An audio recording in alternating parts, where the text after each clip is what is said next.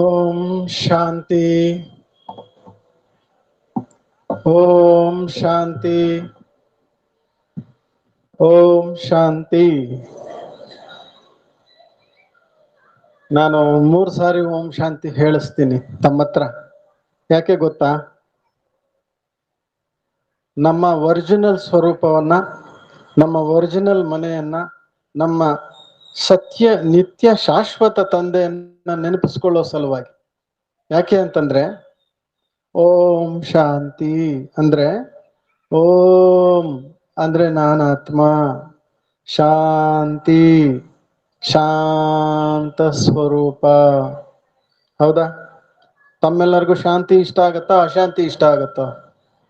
ಯಾವುದು ನನಗೆ ಇಷ್ಟವಾಗತ್ತೋ ಅದೇ ನಾನು. ಹೌದಾ? ಅಚ್ಚ. ಓಂ ಶಾಂತಿ ಅಂದ್ರೆ ನಾನು ಆತ್ಮ, ಶಾಂತಿಯ ಧಾಮದ ನಿವಾಸಿ, ಪರಮಧಾಮದ ನಿವಾಸಿ, ಮುಕ್ತಿಧಾಮದ ನಿವಾಸಿ. ನಮ್ಮೆಲ್ಲರಿಗೂ ಯಾವ್ದು ಇಷ್ಟ ಆಗತ್ತೆ? ಅಶಾಂತಿ ಇಷ್ಟ ಆಗತ್ತೋ, ಶಾಂತಿ ಇಷ್ಟ ಆಗತ್ತೋ? ಅದೇ ನಾನು, ಅದೇ ನನ್ನ ಮನೆ. ಮತ್ತೆ ನನ್ನ ತಂದೆ ಶಾಂತಿಯ ಸಾಗರ. ನನ್ನ ತಂದೆ ಯಾರು? ಶಾಂತಿಯ ಸಾಗರ. ನಿಮ್ಮ ಹತ್ರ ಪ್ರೀತಿಯಿಂದ, ಶಾಂತಿಯಿಂದ ನಡ್ಕೊಳ್ಳೋರು ನಿಮ್ಗೆ ಇಷ್ಟವಾಗ್ತಾರೋ? ನಿಮ್ಮ ಹತ್ರ ಜಗಳ ಆಡೋರು ಇಷ್ಟ ಆಗ್ತಾರೋ? ಎಷ್ಟೋ ಸರಿ ಏನ್ ಮಾಡ್ತೀವಿ ನಾವು? ಪಕ್ಕದ ಮನೆಗೆ ಜಗಳ ಮಾಡೋರಿದ್ರೆ ಮನೆನೇ ಇಲ್ಲಿ ಸರಿ ಇಲ್ಲ, ವಾತಾವರಣ ಬೇರೆ ಕಡೆ ಚೇಂಜ್ ಮಾಡ್ಕೊಂಡ್ಬಿಡೋಣ ಅಂತ ಡಿಸೈಡ್ ಮಾಡ್ಬಿಡ್ತೀವಿ. ಹೌದಾ? ಜಮೀನಿನ ವಿಷಯದಲ್ಲಾಗ್ಬೋದು, ಮನೆ ವಿಷಯದಲ್ಲಾಗ್ಬೋದು, ಸಂಬಂಧದ ವಿಷಯದಲ್ಲಾಗ್ಬೋದು, ವರ್ಕ್ ಪ್ಲೇಸ್ ಅಲ್ಲಾಗ್ಬೋದು, ಗೃಹಸ್ಥದಲ್ಲಾಗಬಹುದು. ಅಶಾಂತಿ ಗದ್ದಲದಿಂದ ಮೆಜಾರಿಟಿ ಆಫ್ ಪೀಪಲ್ ನಾವೇನ್ ಮಾಡ್ತೀವಿ? ಅದರಿಂದ ದೂರ ಇರ್ಲಿಕ್ಕೆ ಇಷ್ಟಪಡ್ತೀವಿ. ಇನ್ನು ಕೆಲವರು ವಿಷಯ ಬಿಡಿ, ಅವ್ರಿಗೆ ಅದೇ ಬೇಕು, ಹುಡ್ಕೊಂಡು ಹೋಗ್ತಾರೆ ಅದಕ್ಕೋಸ್ಕರ. ಅದು ರಾಕ್ಷಸ ಗಣ, ಇದು ದೈವಿ ಗಣ. ಹೌದಲ್ವಾ? ಯಾಕೆಂದ್ರೆ ತಾವು ಕೇಳ್ಕೊಂಡ್ ಬಂದಿದ್ದೀರಿ ಅನೇಕ ವಿಚಾರಗಳನ್ನ. ಯಾಕಂದ್ರೆ ಸಮಯ ಅನ್ನೋದು ಸಮಯಾನುಸಾರ ಚೇಂಜ್ ಆಗ್ತಾ ಹೋಗತ್ತೆ ಎಲ್ಲ. ಸತ್ಯ ತ್ರೇತಾಯುಗದಲ್ಲಿ ನಿಮ್ದು ನಿಮ್ದೆ, ನಂದು ನಿಮ್ದೆ. ಸತ್ಯ ತ್ರೇತಾಯುಗದಲ್ಲಿ ಮೆಂಟಾಲಿಟಿ ಎಲ್ಲರದು ಯಾವ ರೀತಿ ಇತ್ತು? ನಿಮ್ದು ನಿಮ್ದೆ, ನಂದು ನಿಮ್ದೆ. ದ್ವಾಪರದ ನಂತರ ಯಾವ ತರ ಚೇಂಜ್ ಆಯ್ತು? ನಿಮ್ದು ನಿಮ್ದೆ, ನಂದು ನಂದೆ. ಕಲಿಯುಗದಲ್ಲಿ ಯಾವ ತರ ಚೇಂಜ್ ಆಯ್ತು? ನಂದು ನಂದೆ, ನಿಮ್ದು ನಂದೆ. ಇದಕ್ಕೆ ಏನ್ ಹೇಳ್ತೀವಿ ಅಂತಂದ್ರೆ ಯುಗದ ಧರ್ಮ ಅಂತ ಹೇಳ್ತೀವಿ. ಇದನ್ನ ಏನ್ ಹೇಳ್ತೀವಿ ನಾವು? ಯುಗ ಧರ್ಮ ಅಂತ ಹೇಳ್ತೀವಿ. ಯಾಕೆ ಅಂತಂದ್ರೆ ಬೆಳಗ್ಗೆ ಅಂದ್ಕೂಡ್ಲೆ ಎಳೆ ಬಿಸಿಲು, ಮಧ್ಯಾಹ್ನ ಅಂತಂದ್ರೆ ಉರಿ ಬಿಸಿಲು, ಸಂಜೆ ಅಂದ್ಕೂಡ್ಲೆ ಮತ್ತೆ ಎಳೆ ಬಿಸಿಲು. ಇದು ದಿನದ ಧರ್ಮ. ಅದೇ ತರ ಯುಗದ ಧರ್ಮ. ಯಾವ ರೀತಿಯ ಯುಗವೋ, ಯಾವ ರೀತಿಯ ಸಂದರ್ಭವೋ ಅದಕ್ಕನುಸಾರವಾಗಿ ಪರಿವರ್ತನೆ ಅನ್ನೋದು ಆಗ್ತಾ ಹೋಗುತ್ತೆ. ಹಾಗಾಗಿ ನಾವೆಲ್ಲರೂ ಯಾವುದನ್ನ ಇಷ್ಟಪಡ್ತೀವಿ? ಪ್ರೀತಿಯನ್ನೇ ಇಷ್ಟಪಡ್ತೀವಿ. ಹೌದಲ್ಲ? ನಮ್ಮೆಲ್ಲರ ಜೀವನದ ಸಾಕ್ಷಾತ್ಕಾರ ಯಾವುದು? ನಮ್ಮೆಲ್ಲರ ಜೀವನದ ಸಾಕ್ಷಾತ್ಕಾರ ಯಾವುದು? ಒಲವು. ಯಾವುದು? ಒಲವು. ಒಲವೇ ಜೀವನ ಸಾಕ್ಷಾತ್ಕಾರ. ಪ್ರೀತಿ. ಹೌದಲ್ಲ? ಪ್ರೀತಿಯಿಂದ ನೀವು ಪ್ರಾಣಿಗಳನ್ನ ಕೂಡ ನೀವು ನಿಮ್ ಕಂಟ್ರೋಲ್ಗೆ ತಗೋಬಹುದು. ಪ್ರೀತಿಯಿಂದ, ಕೋಪದಿಂದ ಆಗೋದಿಲ್ಲ. ಪ್ರಶಾಂತವಾಗಿ ತಂಗಾಳಿಯನ್ನು ಬೀಸ್ತಾ, ನೆರಳನ್ನ ನೀಡ್ತಾ, ಫಲಪುಷ್ಪಗಳಿಂದ ಸಂಪದ್ಭರಿತವಾಗಿರುವಂತಹ ಒಂದು ವೃಕ್ಷದ ಮೇಲೆ ಪಶು ಪಕ್ಷಿಗಳು ಕೂಡ ಬಂದು ಕೂತ್ಕೊಳ್ಳಕ್ ಇಷ್ಟಪಡ್ತವೆ. ಬೆಂಕಿ ಹತ್ಕೊಂಡು ಉರಿತಾ ಇದ್ರೆ ಅದ್ರ ಮೇಲೆ ಯಾವ್ದಾದ್ರು ಬಂದು ಕೂತ್ಕೊಳ್ಳಕ್ ಇಷ್ಟಪಡ್ತವ? ಇಲ್ಲ ಅಲ್ಲ? ಸೊ ಹಾಗೆ ಈ ಒಂದು ನಮ್ಮ ಧರ್ಮ ಏನಿದೆಯಲ್ಲ, ಈ ಒಂದು ಧರ್ಮವನ್ನ ನಾವು ನೆನಪಿಸ್ಕೊಳ್ಳೋ ಸಲುವಾಗಿ ನಾವು ಓಂ ಶಾಂತಿಯನ್ನ ಹೇಳ್ತೀವಿ. ನನ್ನ ಧರ್ಮ ಅದೇ, ನನ್ನ ಮನೆ ಅದೇ, ನನ್ನ ತಂದೆ ಅವರೇ ಅನ್ನೋದನ್ನ ನೆನಪಿಸ್ಕೊಳ್ಳೋ ಸಲುವಾಗಿ ನಾವು ಓಂ ಶಾಂತಿಯನ್ನ ಹೇಳ್ತೀವಿ. ಈಗ ಒಂದು 2 ನಿಮಿಷ ನಾವು ನಮ್ಮ ಧರ್ಮದಲ್ಲಿ ಸ್ಥಿತ ಆಗೋಣವಾ ಎಲ್ಲರೂ? ನಮ್ಮ ಧರ್ಮದಲ್ಲಿ, ನಮ್ಮ ಸ್ವಧರ್ಮದಲ್ಲಿ, ನಮ್ಮ ನಿಜ ಧರ್ಮದಲ್ಲಿ, ನಮ್ಮ ಶಾಶ್ವತ ಧರ್ಮದಲ್ಲಿ, ನಮ್ಮ ಸತ್ಯ ಧರ್ಮದಲ್ಲಿ, ಸದ್ಧರ್ಮದಲ್ಲಿ 1-2 ನಿಮಿಷ ಸ್ಥಿತ ಆಗೋಣ. ನಿಮ್ಮ ಮನಸ್ಸನ್ನ ಎಲ್ಲ ವಿಚಾರಗಳಿಂದ ಮುಕ್ತಗೊಳಿಸಿ, ಎಲ್ಲ ಸಂಕಲ್ಪಗಳಿಂದ ದೂರ ಮಾಡಿ, ಎಲ್ಲ ವ್ಯವಹಾರಗಳಿಂದ, ಸಂಬಂಧಗಳಿಂದ, ಎಲ್ಲ ಸಂಕಲ್ಪಗಳಿಂದ ಮುಕ್ತ ಮಾಡಿ, ನಾನು ಶಾಂತ ಸ್ವರೂಪಾತ್ಮ. ಮನಸ್ಸನ್ನ ಬುರುಕುಟಿ ಮಧ್ಯದಲ್ಲಿ ಕೇಂದ್ರೀಕೃತ ಮಾಡಿ,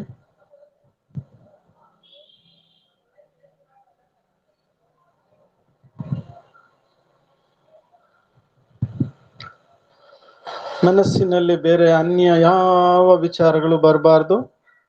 ಎಲ್ಲವನ್ನು ಪಕ್ಕಕ್ಕಿಟ್ಬಿಡಿ. ನಿಮ್ಮ ಮನಸ್ಸಿನ ಮೇಲೆ ಗಮನ ಇಡಿ.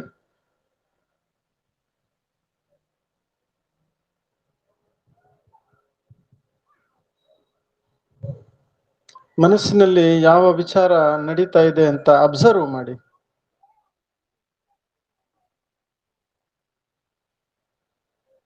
ಯಾವ ಸಂಕಲ್ಪ ನಡೀತಾ ಇದೆ ಅಬ್ಸರ್ವ್ ಮಾಡಿ. ಈಗ ಅಬ್ಸರ್ವ್ ಮಾಡಿದ್ರಿ, ಏನ್ ನಡೀತಾ ಇದೆ ಅಂತ ನಿಮಗೆ ಗಮನಕ್ಕೆ ಬಂತು.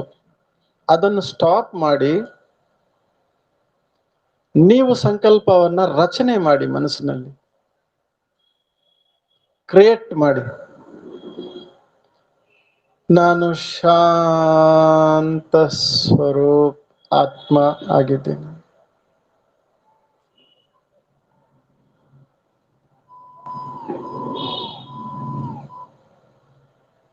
ಶಾಂತ ಸ್ವರೂಪ ಆತ್ಮ ಆಗಿದ್ದೇನೆ.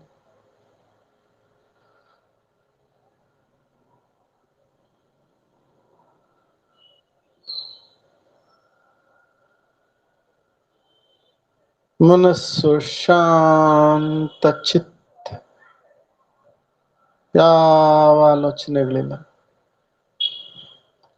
ನಿಶ್ಚಿಂತ ಚಕ್ರವರ್ತಿ, ನಿಸ್ಸಂಕಲ್ಪ ಸ್ಥಿತಿ, ಅನ್ಯ ಯಾವ ಸಂಕಲ್ಪಗಳಿಲ್ಲ.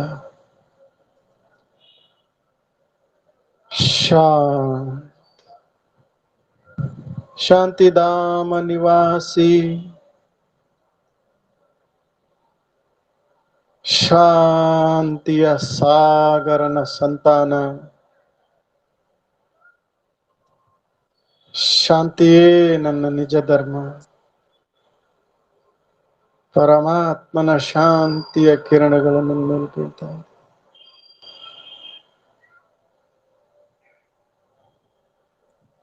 Relax, relax, relax.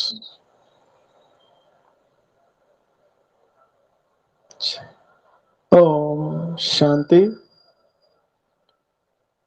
ಅಚ್ಚಾ, ತಮ್ಮೆಲ್ಲರಿಗೂ ಏನ್ ಅನ್ನಿಸ್ತು? ಮನಸ್ಸಿಗೆ ಯಾವ ತರ ಅನ್ನಿಸ್ತು? ಯಾವ ತರ ಅನ್ನಿಸ್ತು? ಮನಸ್ಸಿಗೆ ಶಾಂತಿಯ ಅನುಭೂತಿ ಆಯ್ತಾ? ಮನಸ್ಸು ರಿಲ್ಯಾಕ್ಸ್ ಆಯ್ತಾ? ವಾಸ್ತವದಲ್ಲಿ ಮನಃಶಾಂತಿ, ನಮ್ಗೆಲ್ಲ ಮನಃಶಾಂತಿ ಬೇಕು. ಮನಃಶಾಂತಿಗಾಗಿ ಹುಡುಕಾಟ. ಮನಃಶಾಂತಿ ಸಿಕ್ಕಿದ್ರೆ ಸಾಕು, ಯಾವ ಆಸ್ತಿ ಪಾಸ್ತಿ ಬೇಡ. ಆಸ್ತಿ ಪಾಸ್ತಿ ಇರೋರು ಏನ್ ಮಾಡ್ತಾರೆ? ಶಾಂತಿನ ಪಕ್ಕಕ್ಕೆ ಇಟ್ಬಿಟ್ಟು ಆಸ್ತಿ ಪಾಸ್ತಿ ಹಿಂದೆ ಓಡ್ತಿರ್ತಾರೆ. ಆಸ್ತಿ ಪಾಸ್ತಿ ಎಲ್ಲ ತುಂಬ್ಕೊಂಡ್ಮೇಲೆ ಅದನ್ನ ಪಕ್ಕಕ್ಕಿಟ್ಟು ಮನಃಶಾಂತಿ ಹಿಂದೆ ಓಡ್ತಾ ಇರ್ತಾರೆ. ನೋಡಿ ಹೇಗಿದೆ ವಿಪರ್ಯಾಸ. ವಾಸ್ತವದಲ್ಲಿ ಮನಃಶಾಂತಿಯ ಅರ್ಥ ಏನಾಗಿದೆ ಅಂತಂತಂದ್ರೆ, ಮನಃಶಾಂತಿ ಇದರ ಡೆಫಿನೇಷನ್ ಏನಂತಂದ್ರೆ, ಶಾಂತಿ ಅಂದ್ರೆ ಯಾವ ಮನಸ್ಸಿನಲ್ಲಿ, ಯಾವ, ಈ ಸ್ಲೋಗನ್ ನೆನ್ಪಿಟ್ಕೊಳ್ಳಿ ತಾವೆಲ್ಲ. ಯಾಕೆ ಅಂತಂದ್ರೆ ಒಬ್ಬ ಮನುಷ್ಯನಿಗೆ ದಿನದಲ್ಲಿ ಸರಾಸರಿ ಕಡಿಮೆ ಅಂತಂತಂದ್ರೆ 90,000 ಸಂಕಲ್ಪಗಳು ಓಡ್ತವೆ ಒಂದು ದಿನದಲ್ಲಿ ಮನುಷ್ಯನಿಗೆ. ಎಷ್ಟು ಸೂಕ್ಷ್ಮವಾದಂತಹ ನಮ್ಮ ಕಂಪ್ಯೂಟರ್ ನೋಡಿ ಇದು.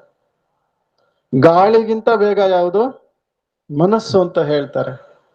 ಸೊ ನಮ್ಮ ಮನಸ್ಸಿನಲ್ಲಿ 90,000ಕ್ಕಿಂತ ಹೆಚ್ಚಿನ ಸಂಕಲ್ಪಗಳು ಒಬ್ಬ ನಾರ್ಮಲ್ ಪರ್ಸನ್ಗೆ ನಾನು ಹೇಳ್ತಾ ಇರೋದು.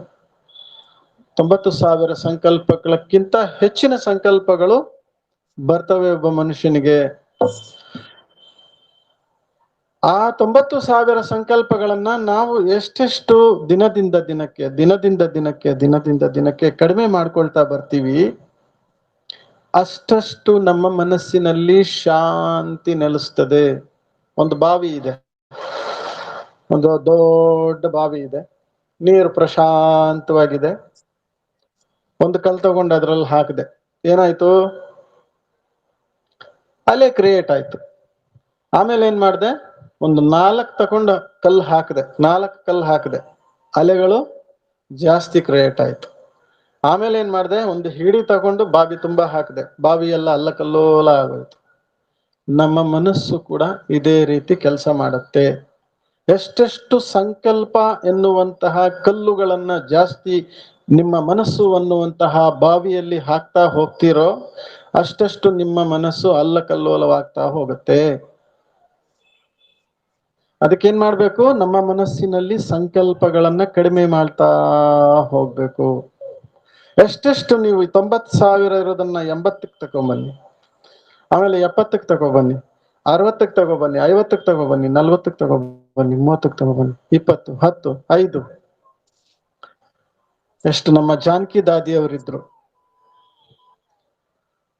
ನಮ್ಮ ಜಾನಕಿ ದಾದಿಯವರಿಗೆ ಲಂಡನ್ ನಲ್ಲಿ ಚೆಕ್ ಮಾಡಿದಾಗ, ಮಾನಸಿಕ ಸ್ಥಿತಿಯನ್ನ ಚೆಕ್ ಮಾಡಿದಾಗ ಅತ್ಯಂತ ಮಾನಸಿಕ ಶಕ್ತಿಯುಳ್ಳಂತಹ ಮಹಿಳೆ ಅನ್ನುವಂತಹ ಒಂದು ಬಿರುದನ್ನ ಕೊಟ್ರು ಅವ್ರಿಗೆ. ಯಾಕೆ ಅಂತಂದ್ರೆ ಸಂಕಲ್ಪಗಳು, ಒಂದೇ ಸಂಕಲ್ಪದಲ್ಲಿ ಅವರು ನಿಲ್ಲುವಂತಹ ಒಂದು ಸ್ಥಿತಿ ಅವ್ರ ಮನಸ್ಸಿನಲ್ಲಿತ್ತು. ಒಬ್ಬ ಯೋಗಿ ಆದವನು ದಿನದಲ್ಲಿ ಕಡಿಮೆಗೊಳಿಸ್ತಾ ಬರ್ತಾನೆ, 10,000, 5,000 ಇಳಿಸ್ತಾ ಬರ್ತಾನೆ. ಹಾಗೆ ಅವನು ಒಂದು ಸಂಕಲ್ಪದಲ್ಲಿ, ಒಂದು ಸಂದರ್ಭದಲ್ಲಿ, ಒಂದು ಸಂಕಲ್ಪದಲ್ಲಿ ಸ್ಥಿತ ಆಗುವಂತಹ ಸ್ಥಿತಿಯನ್ನ ತಲುಪಿರ್ತಾನೆ. ಅಂತವನ್ಗೆ ನಾವು ಮಹಾನ್ ಯೋಗಿ ಅಂತ ಕರಿಬಹುದು. ಸೊ ಈ ಒಂದು ಸಂಕಲ್ಪಗಳು ಎಷ್ಟೆಷ್ಟು ಕಡಿಮೆ ಆಗ್ತಾ ಹೋಗ್ತದೋ ಅಷ್ಟಷ್ಟು ನಮ್ಮ ಮನಸ್ಸು ಅನ್ನುವಂತಹ ಭಾವಿ ಪ್ರಶಾಂತವಾಗಿರುತ್ತೆ. ಆಗ ನಮ್ಮ ಮನಸ್ಸಿನಲ್ಲಿ ಶಾಂತಿ ಅನ್ನೋದು ನೆಲೆಸ್ತದೆ. ಸೊ ನನ್ನ ಮನಸ್ಸಿನಲ್ಲಿ ಆ ಒಂದು ಸಂಕಲ್ಪ ರೂಪಿ ಕಲ್ಲುಗಳು ಕಡಿಮೆ ಬೀಳ್ಬೇಕಂದ್ರೆ ನಾನೇನ್ ಮಾಡ್ಬೇಕು? ನನ್ನ ಮನಸ್ಸಿನ ಡೈವರ್ಷನ್ಸ್ ಅನ್ನ ಕಡಿಮೆ ಮಾಡ್ಬೇಕು. ಡೈವರ್ಷನ್ಸ್ ಯಾವಾಗ ಆಗತ್ತೆ? ನಮ್ಮ ಮನಸ್ಸಿನಲ್ಲಿ ಶಾಂತಿ ನೆಲೆಸ್ಬೇಕಂದ್ರೆ ಕಲ್ಲುಗಳು ರೂಪಿ ಸಂಕಲ್ಪ ರೂಪಿ ಕಲ್ಲುಗಳನ್ನ ಕಡಿಮೆ ಮಾಡ್ಬೇಕು. ಸಂಕಲ್ಪ ರೂಪಿ ಕಲ್ಲುಗಳನ್ನ ಕಡಿಮೆ ಮಾಡ್ಬೇಕಂತಂದ್ರೆ ಏನ್ ಮಾಡಬೇಕು? ನನ್ನ ಮನಸ್ಸಿನ ಡೈವರ್ಷನ್ಸ್ ನ ಕಡಿಮೆ ಮಾಡ್ಬೇಕು. ನನ್ನ ಮನಸ್ಸಿನ ಡೈವರ್ಷನ್ಸ್ ಜಾಸ್ತಿ ಯಾವಾಗ ಆಗತ್ತೆ? ನನ್ನಲ್ಲಿ ಇಚ್ಛೆಗಳು ಜಾಸ್ತಿ ಆದ್ರೆ, ನನ್ನಲ್ಲಿ ಕೋರಿಕೆಗಳು, ಇಚ್ಛೆಗಳು ಎಷ್ಟೆಷ್ಟು ಜಾಸ್ತಿ ಆಗ್ತಾ ಹೋಗ್ತದೆ ಅಷ್ಟಷ್ಟು ಡೈವರ್ಷನ್ಸ್ ಜಾಸ್ತಿ ಆಗ್ತಾ ಹೋಗುತ್ತೆ. ಡೈವರ್ಷನ್ಸ್ ಜಾಸ್ತಿ ಆದಷ್ಟು ತರಂಗಗಳು ಹೆಚ್ಚುತ್ತಾ ಹೋಗ್ತದೆ, ಮಾನಸಿಕ ತರಂಗಗಳು ಹೆಚ್ಚುತ್ತಾ ಹೋಗ್ತದೆ. ಎಷ್ಟೆಷ್ಟು ಮಾನಸಿಕ ತರಂಗಗಳು ಹೆಚ್ಚುತ್ತಾ ಹೋಗ್ತದೆ ಅಷ್ಟಷ್ಟು ಮನಸ್ಸಿನಲ್ಲಿ ಅಶಾಂತಿ ಹರಡ್ತಾ ಹೋಗ್ತದೆ. ಉದಾಹರಣೆಗೆ ಹೇಳ್ತೀನಿ, ಹಳೆ ಕಾಲದ ಸಿನಿಮಾ, ಪ್ರಶಾಂತವಾದ ವಾತಾವರಣ, ಈ ಕಡೆ ಒಳ್ಳೆ ಪ್ರಕೃತಿಯ ವಾತಾವರಣ, ಆ ಕಡೆ ಉದ್ಯಾನವನದಲ್ಲಿ ಮಹಾರಾಜ, ಆ ಕಡೆ ದೂರದ ಅರಮನೆಯಲ್ಲಿ ಮಹಾರಾಣಿ, ರಾಜಕುಮಾರಿ, ಈ ಕಡೆ ರಾಜಕುಮಾರ, ಆ ಕಡೆ ರಾಜಕುಮಾರಿ, ಈ ಕಡೆ ಉದ್ಯಾನವನ. ಪ್ರಶಾಂತವಾದಂತಹ ಆಗಿನ ಸಮಯದ ನೀವು ದೃಶ್ಯಗಳು ನೋಡಿರ್ಬೋದು, ಹೌದಾ? ಈಗಿಂದ ಹೆಂಗಿರ್ತದೆ? ಸೆಕೆಂಡ್ಗೆ ದೃಶ್ಯ ಚೇಂಜ್ ಆಗತ್ತೆ. ಟಿವಿ ಸೀರಿಯಲ್ಗಳಾಗ್ಬಹುದು, ಸಿನಿಮಾ ಆಗ್ಬಹುದು, ಸೆಕೆಂಡ್ಗೆ ಚೇಂಜ್ ಆಗ್ತಾ ಹೋಗುತ್ತೆ. ಆ ಸ್ಪೀಡ್ಗೆ ನಿಮ್ಮ ಮನಸ್ಸು ಓಡ್ಬೇಕಾಗತ್ತೆ, ನೀವು ಅದನ್ನ ಫಾಲೋ ಮಾಡ್ಬೇಕಲ್ಲ. ಅಲ್ಲೇನ್ ತೋರಿಸ್ತಿರ್ತಾರೆ ಅದನ್ನ ನೀವು ಫಾಲೋ ಮಾಡ್ಬೇಕಲ್ಲ. ಸೆಕೆಂಡ್ಗೆ ಚೇಂಜ್ ಆಗ್ತಾ ಹೋಗತ್ತಲ್ಲ. ಅಂದ್ರೆ ನಿಮ್ಮ ಮನಸ್ಸು ಏನಾಯ್ತು, ಸ್ಪೀಡ್ ಆಯ್ತೋ ಇಲ್ವೋ? ಎಷ್ಟು ನಿಮ್ಮ ಮನಸ್ಸು ಸ್ಪೀಡ್ ಆಗ್ತಾ ಹೋಯ್ತೋ ಅಷ್ಟಷ್ಟು ಏನಾಯ್ತು, ಅಶಾಂತಿ ಆಗ್ತಾ ಹೋಯ್ತು. ಸೊ ಮನಃಶಾಂತಿಯ ಯಥಾರ್ಥ ಡೆಫಿನೇಷನ್ ಅಂತಂದ್ರೆ, ಯಾವ ಮನಸ್ಸಿನಲ್ಲಿ ಸಂಕಲ್ಪಗಳು ಬಹಳ ಕಡಿಮೆ ಓಡ್ತವೆ, ಯಾವ ಮನಸ್ಸಿನಲ್ಲಿ, ಈ ಡೆಫಿನೇಷನ್ ನೆನ್ಪಿಟ್ಕೊಳ್ಳಿ, ಯಾವ ಮನಸ್ಸಿನಲ್ಲಿ ಸಂಕಲ್ಪಗಳು ಬಹಳ ಕಡಿಮೆ ಬರ್ತವೆ, ಅದು ಕೂಡ ನಿಧಾನಗತಿಯಲ್ಲಿ, ಮಂದಗತಿಯಲ್ಲಿ ನಡೀತವೆ, ಅದು ಕೂಡ ಸಕಾರಾತ್ಮಕವಾಗಿ ಇರ್ತವೆ. ನೋಡಿ, ಈ 3 ವಿಚಾರಗಳನ್ನ ನಾವು ಇವತ್ತು ನೆನ್ಪಿಟ್ಕೊಳ್ಳೋಣ. ಮನಃಶಾಂತಿ ಅಂತಂದ್ರೆ ಏನು ಅಂತ ಡೆಫಿನೇಷನ್ ನಾವು ಯಾರಿಗ್ ಬೇಕಾದ್ರೂ ಇದನ್ನ ಹೇಳೋಂಗಿರ್ಬೇಕು, ಜೊತೆಗೆ ನಾವು ಅದನ್ನ ಅನುಭವ ಮಾಡ್ಬೇಕು. ಅದನ್ನ ಅನುಭವ ನಾವು ಮಾಡ್ದಾಗ್ಲೇ ನಾವು ಬೇರೆಯವ್ರಿಗೂ ಹೇಳಲಿಕ್ಕೆ ಸಾಧ್ಯ ಅಲ್ವಾ. ಫಸ್ಟ್ ನಾವು ಅನುಭವ ಮಾಡ್ಬೇಕು. ಯಾರಿಗಾದ್ರೂ ನಿಮ್ಮ ಫ್ರೆಂಡ್ಸ್ ಸರ್ಕಲ್ ಅಲ್ಲಿ ನೋಡಿ, ಯಾರಾದ್ರೂ ತುಂಬಾ ಫಾಸ್ಟ್ ಆಗಿ ಅವ್ರು ಬಿಹೇವ್ ಮಾಡ್ತಾ ಇದ್ರೆ ನೀವೇನ್ ಹೇಳ್ತೀರಿ? ಕೂಲ್ ಡೌನ್ ಮೈ ಬಾಯ್, ಸ್ವಲ್ಪ ನಿಧಾನಿಸು, ಸ್ವಲ್ಪ ಶಾಂತನಾಗು ಸ್ವಲ್ಪ ಅಂತ ಹೇಳ್ತೀವಿ. ಯಾವ ಮನಸ್ಸಿನಲ್ಲಿ ಬಹಳ ಕಡಿಮೆ ಸಂಕಲ್ಪಗಳು ಓಡ್ತವೆ, ಅದು ಕೂಡ ಬಹಳ ನಿಧಾನಗತಿಯಲ್ಲಿ ಓಡ್ತವೆ, ಅದು ಕೂಡ ಸಕಾರಾತ್ಮಕವಾಗಿ ಇರ್ತವೆ. ಅಂತಹ ಮನಸ್ಥಿತಿಯನ್ನ ನಾವು ಮನಃಶಾಂತಿ ಅಂತ ಹೇಳ್ಬೋದು. ಇವತ್ತಿನ ದಿವಸ ಏನಾಗ್ಬಿಟ್ಟಿದೆ, ಎಲ್ಲವೂ ಫಾಸ್ಟ್ ಆಗ್ಬಿಟ್ಟಿದೆ. ಸಮಯ ಫಾಸ್ಟ್ ಹೇಳ್ತಿರಲ್ಲ, ಬೆಳಿಗ್ಗೆ ಎದ್ವಿ, ಅದ್ ಯಾವಾಗ ಮಧ್ಯಾಹ್ನ ಆಗೋಯ್ತಪ್ಪ, ಅದ್ ಯಾವಾಗ ಸಂಜೆ ಆಗೋಯ್ತು, ಟೈಮ್ ಹೋಗಿದ್ದೆ ಗೊತ್ತಾಗ್ಲಿಲ್ಲ ಹೇಳ್ತೀವೋ ಇಲ್ವೋ? ಸಮಯ ಫಾಸ್ಟ್ ಆಗ್ತಾ ಇದೆ, ನಮಗಿಂತ ಮುಂದೆ ಓಡ್ತಾ ಇದೆ ಸಮಯ. ಸಮಯ ಅನ್ನೋದು ನಮ್ಮ ರಚನೆ, ನಾವು ರಚನೆಕಾರರು.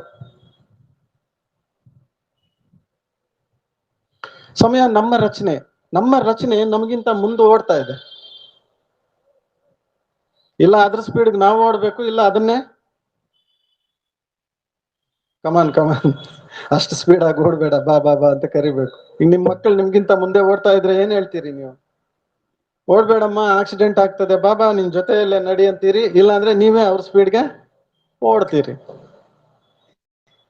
ಸಮಯ ಫಾಸ್ಟ್ ಆಗ್ಬಿಟ್ಟಿದೆ, ನಮ್ಮ ಸಂಕಲ್ಪಗಳು ಫಾಸ್ಟ್ ಆಗ್ಬಿಟ್ಟಿದೆ, ಸಂಬಂಧಗಳಲ್ಲಿ ಫಾಸ್ಟ್ ಆಗ್ಬಿಟ್ಟಿದೆ. ಸಮಯ ಇಲ್ಲ ಅಂತ ಅಂದ್ರೆ ಅರ್ಥ ಏನಂತಂದ್ರೆ, ನಿಮ್ಮ ಮನಸ್ಸಿನಲ್ಲಿ ಸಂಕಲ್ಪಗಳ ವೇಗ ಜಾಸ್ತಿ ಆಗಿದೆ ಅಷ್ಟೇ. ಸಮಯ ಅದೇ ಇದೆ. ಯಾರ ಮನಸ್ಸಿನಲ್ಲಿ ಸಂಕಲ್ಪಗಳ ವೇಗ ಬಹಳ ಕಡಿಮೆ ಇರ್ತದೆ, ಅವ್ರಿಗೆ ಬಹಳ ಸಮಯ ಸಿಗ್ತದೆ. ಯಾರ ಮನಸ್ಸಿನಲ್ಲಿ ಸಂಕಲ್ಪಗಳ ವೇಗ ಜಾಸ್ತಿ ಓಡ್ತದೆ, ಅವ್ರಿಗೆ ಸಮಯ ಸಿಗೋದಿಲ್ಲ. ಇಲ್ಲಿ ಬ್ಯುಸಿ ಆಗಿರೋದು ಮನುಷ್ಯ ಅಲ್ಲ, ಮನಸ್ಸು. ಇಲ್ಲಿ ಬ್ಯುಸಿ ಆಗಿರೋದು ಮನುಷ್ಯನ ಮನಸ್ಸು ಬ್ಯುಸಿ ಆಗಿದೆ. ಸೊ ನಮ್ಮ ಮನಸ್ಸು ಆಗಿರೋದು ಬ್ಯುಸಿ, ನಾವಲ್ಲ.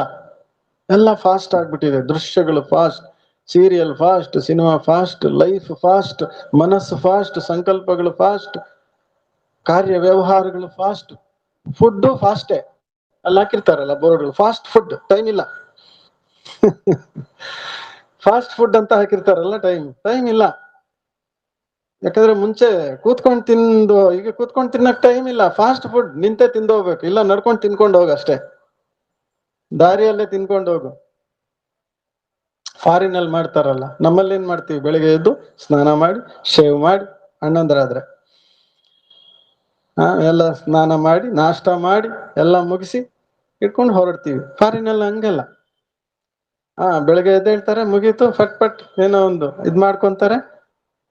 ಅವರು ಕಾರಲ್ಲೇ ಶೇವಿಂಗು, ಕಾರಲ್ಲೇ ಬ್ರೇಕ್ಫಾಸ್ಟ್, ಕಾರಲ್ಲೇ ಪೇಪರ್ ಓದೋದು, ಪ್ರತಿಯೊಂದು ಎಲ್ಲ ಕಾರಲ್ಲೇ ಮುಗಿಸ್ಕೊಂಡು ಆಫೀಸ್ ರೀಚ್ ಆಗೋಷ್ಟೊತ್ತಿಗೆ ಇವರೆಲ್ಲ ಕೆಲಸ ಕಾರಲ್ಲೇ ಮುಗಿಸ್ಬಿಟ್ಟಿರ್ತಾರೆ. ಬಾತ್ರೂಮ್ ಒಂದಿರಲ್ಲ ಕಾರಲ್ಲಿ ಅಷ್ಟೇ. ಸೊ ಈ ರೀತಿ ಏನಾಗ್ಬಿಟ್ಟಿದೆ, ಫಾಸ್ಟ್ ಲೈಫ್ ಆಗ್ಬಿಟ್ಟಿದೆ. ನಮ್ಮ ಭಾರತೀಯ ಸಂಸ್ಕೃತಿ ಅದಲ್ವಲ್ಲ. ನಮ್ಮ ಭಾರತೀಯ ಸಂಸ್ಕೃತಿ ಅದಲ್ಲ. ನಮ್ಮ ದೇವತೆಗಳ ಮುಖ ಚಿತ್ರ ನೋಡಿ, ದೇವತೆಗಳ ಚಿತ್ರ ನೋಡಿ, ಅವ್ರ ಮುಖದಲ್ಲಿ ಫಾಸ್ಟ್ ಇದೆಯಾ, ಬ್ಯುಸಿ ಇದೆಯಾ, ಟೆನ್ಷನ್ ಇದೆಯಾ, ಒತ್ತಡ ಇದೆಯಾ? ಅಲ್ಲಿ ಗೋಪುರದ ಮೇಲೆ ನೋಡಿ, ಮೇಲೆ ಹೇಗಿದೆ? ಪ್ರಶಾಂತವಾಗಿದೆ, ಮಂದಹಾಸ ಇದೆ, ಕೂಲ್ ಆಗಿದೆ, ಮಧುರತೆ ಇದೆ. ಫೇಸಲ್ಲಿ ನೋಡಿ ಏನೇನಿದೆ? ಕಾಮ್ನೆಸ್ ಇದೆ, ಸರಳತೆ ಇದೆ, ದಿವ್ಯತೆ ಇದೆ, ಪ್ರಶಾಂತತೆ ಇದೆ ಮನಸ್ಸಿನಲ್ಲಿ. ಅದಲ್ವಾ ನಮ್ಮ ಸಂಸ್ಕಾರ? ಅವ್ರಿಗೆ ನಾವು ತಾನೇ ಪೂಜಿಸೋದು ಅಂತಂದ್ಮೇಲೆ ಅದೇ ತಾನೇ ನಮ್ಮ ಸಂಸ್ಕಾರ. ಯಾರು ಯಾರನ್ನ ಪೂಜಿಸ್ತಾರೋ, ಯಾರು ಯಾರನ್ನ ಫಾಲೋ ಮಾಡ್ತಾರೋ ಅವ್ರದ್ದು ಆ ಧರ್ಮ. ಇಸ್ಲಾಂ ಇಬ್ರಾಹಿಂನ ಫಾಲೋ ಮಾಡುವಂತವ್ರು, ಇಸ್ಲಾಂನ ಫಾಲೋ ಮಾಡುವಂತವ್ರು ಅವ್ರು ಇಸ್ಲಾಂ ಧರ್ಮ. ಕ್ರೈಸ್ತನ ಫಾಲೋ ಮಾಡೋರು ಕ್ರೈಸ್ತ ಧರ್ಮ. ನಾವು ಯಾರು ಬುದ್ಧನನ್ನ ಫಾಲೋ ಮಾಡೋರು ಬೌದ್ಧ ಧರ್ಮ. ಗುರುನಾನಕ್ನ ಫಾಲೋ ಮಾಡೋರು ಸಿಖ್ ಧರ್ಮ. ನಾವ್ಯಾರನ್ನ ಫಾಲೋ ಮಾಡ್ತಾ ಇದ್ದೀವಿ? ನಾವ್ಯಾರನ್ನ ಪೂಜಿಸ್ತಾ ಇದ್ದೀವಿ? ದೇವಿ ದೇವತೆಯರನ್ನ. ಹೌದಲ್ವಾ? ನಮ್ಮ ಧರ್ಮ ಯಾವುದು ಹೇಳಿ? ನೀವ್ ಹೇಳಿ. ಈಗ ಕ್ರೈಸ್ತನನ್ನ ಫಾಲೋ ಮಾಡೋರು ಕ್ರೈಸ್ತ ಧರ್ಮ ಅಂದ್ಮೇಲೆ ದೇವಿ ದೇವತೆಯರನ್ನ ಪೂಜಿಸೋರು, ದೇವಿ ದೇವತೆಯರನ್ನ ಫಾಲೋ ಮಾಡೋರ್ದು ಯಾವ ಧರ್ಮ? ದೇವತಾ ಧರ್ಮ. ಸಿಂಪಲ್. ಆದಿ ಸನಾತನ ದೇವಿ ದೇವತಾ ಧರ್ಮ ನಮ್ದು. ಆದ್ರೆ ನಮ್ಮನ್ನ ನಾವು ದೇವತಾ ಧರ್ಮ ಅಂತ ಹೇಳ್ಕೊಳಕ್ಕೆ ನಮ್ಗೆ ನಾಚಿಕೆ ಆಗ್ಬಿಟ್ಟಿದೆ. ಹೇಳ್ಕೊತಾ ಇಲ್ಲ ನಾವು. ಯಾಕೆ? ಆ ಗುಣಗಳು ಕಳ್ಕೊಂಡ್ಬಿಟ್ಟಿದೀವಲ್ಲ, ಅದಕ್ಕೆ ಹೇಳ್ಕೊಳಕ್ ನಮ್ಗೆ ನಾಚಿಕೆ. ಯಾರಾದ್ರೂ ದೊಡ್ಡ ಕುಟುಂಬದವ್ರು ಇರ್ತಾರೆ, ಅವ್ರ ಮನೆಯಲ್ಲಿ ಒಬ್ಬ ಸದಸ್ಯ ಇರ್ತಾನೆ, ಅವನು ಸರಿಯಾದ ರೀತಿಯಲ್ಲಿ ನಡ್ಕೊಳ್ತಾ ಇದ್ರೆ, ಹೆಸರು ತರೋ ರೀತಿಯಲ್ಲಿ ನಡ್ಕೊಳ್ತಾ ಇದ್ರೆ, ನಾನು ಇಂಥ ಕುಟುಂಬದವನು ಅಂತ ಹೆಗ್ಗಳಿಕೆಯಿಂದ ಹೇಳ್ಕೊಂತಾನೆ. ಹೌದಾ? ಅದೇ ಅವನು ಅವಮಾನ ಆಗೋ ರೀತಿಯಲ್ಲಿ ನಡ್ಕೊಳ್ತಾ ಇದ್ರೆ, ನಾನು ಇಂಥ ಕುಟುಂಬದವನಂತ ಹೇಳ್ಕೊಳಕ್ಕೆ ನಾಚಿಕೆ ಪಡ್ತಾನೆ. ಹಾಗೆ ನಾವೆಲ್ಲ ಕೂಡ ಆದಿ ಸನಾತನ ದೇವಿ ದೇವತಾ ಧರ್ಮದವರು. ನಮ್ಮನ್ನ ನಾವು ಆದಿ ಸನಾತನ ದೇವಿ ದೇವತಾ ಧರ್ಮದವರು ಅಂತ ಹೇಳ್ಕೊಳಕ್ಕೆ ನಮ್ಮ ಕೈಯಲ್ಲಿ ಆಗ್ತಾ ಇಲ್ಲ. ಯಾಕೆ ಅಂತಂದ್ರೆ ಅಷ್ಟೊಂದು ನಾವು ನಮ್ಮ ದೈವಿ ಗುಣಗಳಲ್ಲಿ, ದೈವಿ ಶಕ್ತಿಗಳಲ್ಲಿ ಹಿಂದುಳಿದಿರುವ ಕಾರಣ, ಪ್ರತಿಯೊಂದರಲ್ಲೂ ಹಿಂದುಳಿದಿರುವ ಕಾರಣ ನಾವು ಹಿಂದೂಗಳಂತ ಹೇಳ್ಕೊಳ್ತಾ ಇದ್ದೀವಿ. ಅಥವಾ ಸಿಂಧೂ ನದಿ ಪ್ರಾಂತ್ಯದವರಾಗಿರೋ ಕಾರಣ ಹಿಂದೂಗಳಂತ ಹೇಳ್ಕೊಳ್ತಾ ಇದ್ದೀವಿ. ಮತ್ತೊಂದು ರೀಸನ್ಸ್, ಅದಕ್ಕೆ ಕಾರಣಗಳು ಅನೇಕ ಇದೆ. ಆದ್ರೆ ದೇವಿ ದೇವತಾ ಧರ್ಮದವ್ರಂತ ಹೇಳ್ಕೊಳಕ್ ನಮ್ಗೆ ಶಕ್ತಿ ಸಾಲ್ತಾ ಇಲ್ಲ. ಹೌದಲ್ವಾ? ಈಗ ನನ್ನಲ್ಲಿ ಆ ಸ್ಥಿತಿ ಬರ್ಬೇಕಂತಂದ್ರೆ ನಾನೇನ್ ಮಾಡ್ಬೇಕು? ನಂಬರ್ ಒನ್, ಈಗ ಇಷ್ಟು ಸಮಯ ತಾವು ಪ್ರವಚನದಲ್ಲಿ ಅನೇಕ ವಿಚಾರಗಳನ್ನ ಕೇಳಿದಿರಿ, ಸಾಕಷ್ಟು ಜ್ಞಾನವನ್ನ ತಾವು ಕೇಳಿದಿರಿ, ಕೇಳ್ತಾ ಇರ್ತೀರಿ. ಈಗ ಯೂಟ್ಯೂಬ್ ಅಲ್ಲೂ ನಿಮ್ಗೆ ಸಾಕಷ್ಟು ಪ್ರವಚನಗಳು, ಪ್ರವಚನ ಮಾಲೆಗಳು, ಉಪನ್ಯಾಸಗಳು, ಲೆಕ್ಚರ್ಸ್ ಸಾಕಷ್ಟು ನೀವು ಕೇಳ್ತಿರ್ತೀರಿ. ವಿಚಾರ ಸಾಕಷ್ಟು ಗೊತ್ತಿದೆ. ಬಟ್ ನಾನು ಭಗವಂತನಿಗೆ ಸಮೀಪ ಆಗ್ಲಿಕ್ಕೆ ಏನ್ ಮಾಡ್ಬೇಕು? ಭಗವಂತನ ಸಾನ್ನಿಧ್ಯದ ಅನುಭವ ಮಾಡ್ಲಿಕ್ಕೆ ನಾನೇನ್ ಮಾಡ್ಲಿ? ಅವನಿಗೆ ಹತ್ರ ಆಗ್ಲಿಕ್ಕೆ ನಾನೇನ್ ಮಾಡ್ಲಿ? ಇದನ್ನ ನಾವು ಆಲೋಚನೆ ಮಾಡೋಣ. ಇದಕ್ಕೆ ನಾವು ಚಿಂತನೆ ಮಾಡೋಣ ಇವತ್ತು. ಒಂದು, ಭಗವಂತನ ಜೊತೆ ನಿರಂತರ ಲಿಂಕ್ ಇಟ್ಕೊಳ್ಳಿ. ಬೆಳಗ್ಗೆ ಎದ್ದ ಕೂಡಲೇ ಎಲ್ಲರೂ ಕೂಡ ಗುಡ್ ಮಾರ್ನಿಂಗ್ ಹೇಳ್ತೀರಾ? ಭಗವಂತನ್ಗೆ ಹೇಳ್ತೀರಾ? ಈಗ ನಾವು ಭಕ್ತಿ ಮಾರ್ಗದಲ್ಲಿ ಕೂಡ ಏನ್ ಮಾಡ್ತೀವಿ ಹೇಳಿ? ಎದ್ದೇಳುವಾಗ ಬಲಭಾಗಕ್ಕೆ ಎದ್ದೇಳು, ಎದ್ದ ಕೂಡಲೇ ದೇವ್ರ ಫೋಟೋ ನೋಡು ಅಂತ ಹೇಳ್ತೀವಿ. ಅಂತಂದ್ರೆ ಅರ್ಥ ಏನು? ನನ್ನ ಥಾಟ್ ರೈಟ್ ವೇನಲ್ಲಿರ್ಲಿ, ಎದ್ದ ಕೂಡ್ಲೆ ದೇವ್ರ ಮುಖ ನೋಡ್ತೀನಿ. ಅಂದ್ರೆ ಒಂದು, ನನ್ನ ಸಂಕಲ್ಪದಲ್ಲಿ ಡಿವಿನಿಟಿ ಬರ್ಬೇಕು ಎದ್ದ ಕೂಡ್ಲೆ. ಎರಡನೇದು, ಸಕಾರಾತ್ಮಕವಾಗ್ಬೇಕು. ಈ ಎರಡು ಕಾರಣಗಳಿಂದ ನಾವು ಒಂದು ಅಭ್ಯಾಸವನ್ನು ಇಟ್ಟಿದ್ದೀವಿ. ರಾತ್ರಿ ಮಲಗುವಾಗ ಏನ್ ಮಾಡ್ತೀವಿ? ಮತ್ತೆ ದೇವ್ರಿಗೆ ನಮಸ್ಕಾರ ಮಾಡ್ಬಿಟ್ಟು ಮಲಗ್ತೀವಿ. ಇವಾಗ ಬಿಡಿ, ಇವಾಗ ಹಂಗಲ್ಲ, ಕ್ರೈಮ್ ಸ್ಟೋರಿ ನೋಡೇ ಮಲಗೋದು. ರಾತ್ರಿ ಸ್ವಪ್ನದಲ್ಲೂ ಕೂಡ ಭಯಾನಕವಾದಂತ ಸ್ವಪ್ನಗಳು ಬರ್ತಿರ್ತವೆ. ಪಕ್ಕದಲ್ಲಿರೋರು ಗಾಬರಿಯಾಗಿ ಎದ್ದು ಬಿಡ್ಬೇಕು, ಯಾಕಂದ್ರೆ ಇವ್ರು ಒದಿತಾ ಇರ್ತಾರಲ್ಲ. ಕನಸು ಅಂತದೇ ಬಂದಿರ್ತದೆ. ಫುಟ್ಬಾಲ್ ಆಡ್ತಿರ್ತಾರ ಅವರು. ನೀವು ಬಂಧುಗಳೇ, ನಮ್ಮ ಈ ಒಂದು ಜೀವನದ ಕೊನೆಯ ಅಂತಿಮ ಘಳಿಗೆಯ ಸಂಕಲ್ಪ ಏನಿರ್ತದೋ ಅದೇ ನಮ್ಮ ಮುಂದಿನ ಜನ್ಮಕ್ಕೆ ಆಧಾರ. ನಮ್ಮ ಈ ಒಂದು ಜೀವನದ ಕೊನೆಯ ಅಂತಿಮ ಸಂಕಲ್ಪ ಏನಿರ್ತದೋ ಅದೇ ನಮ್ಮ ಮುಂದಿನ ಜನ್ಮಕ್ಕೆ ಆಧಾರ.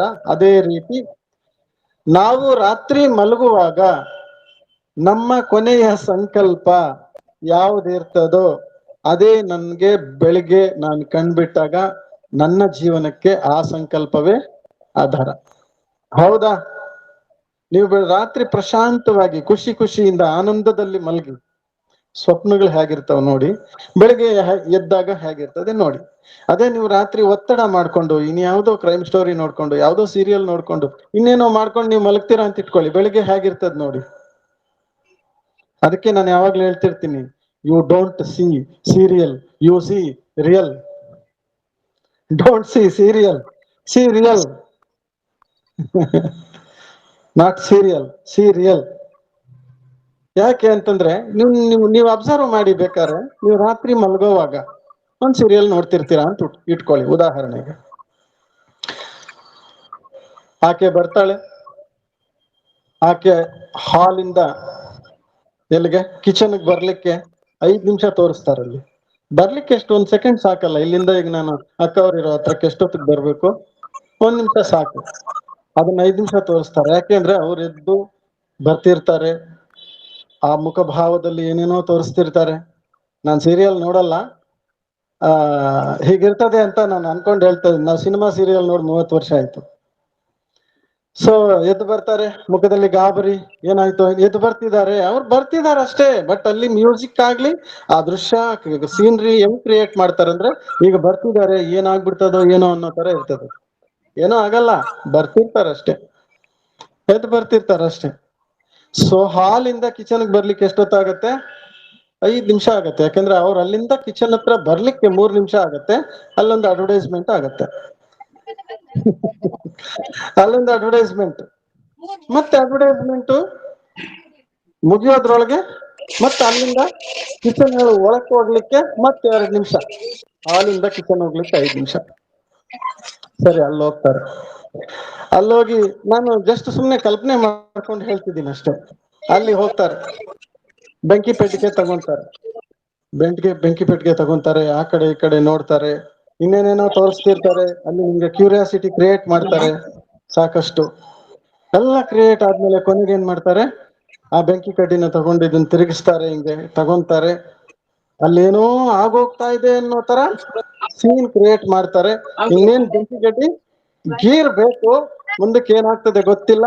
ಅಲ್ಲಿಗೆ ಸೀರಿಯಲ್ ಅವತ್ತಿನ ಮುಗೀತದೆ. ನಿಮ್ ಪರಿಸ್ಥಿತಿ ಏನಾಗ್ಬೇಕು ಯೋಚನೆ ಮಾಡಿ.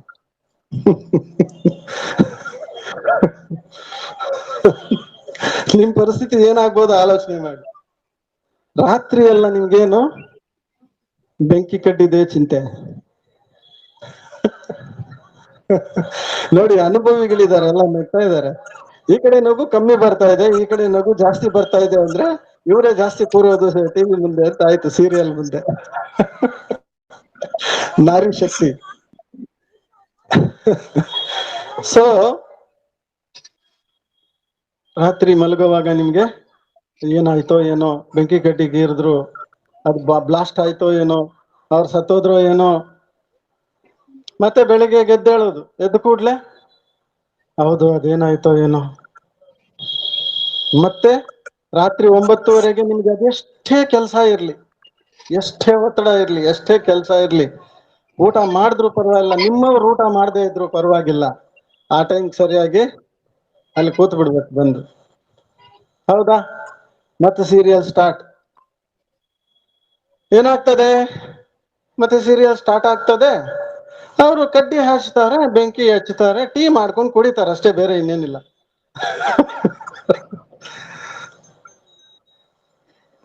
ಇಷ್ಟೇ.